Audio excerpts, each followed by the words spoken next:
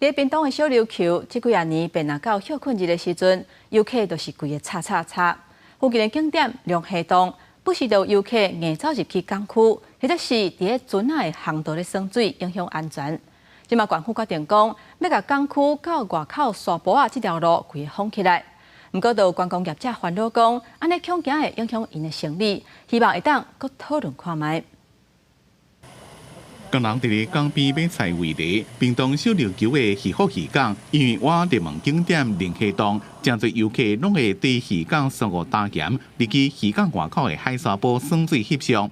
不过这条路怎么互人封起来？有人担心，万一内面出代志，无法度入去救。要绕更远至少要10分钟以上，因为小路又要经过民宅或者是民宿这些地方才能下去。这边进出到港外的沙滩啊，很容易把外部的沙带到港内，那进而造成整个港区都是环境脏乱。看到水面不破彩，就知影水底有人伫咧唱水。不过顶头是渔船驶过，实在真危险。游客撞入去港区或者是航道的情形连连发生，严重干扰渔民的作业。为了要顾虑双方的安全甲环境，县府海洋渔业所等单位讨论了，决定要将这条路封起来。业者反对。当然不能去影响到当地的居民跟渔民他们的权益嘛。龙虾洞那个点啊，对业者来说就是促进小小观光的地方。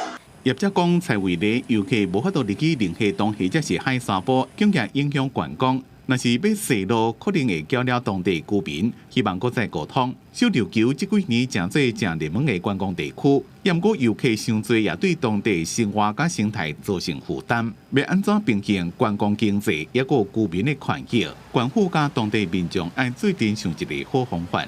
记者综合报道。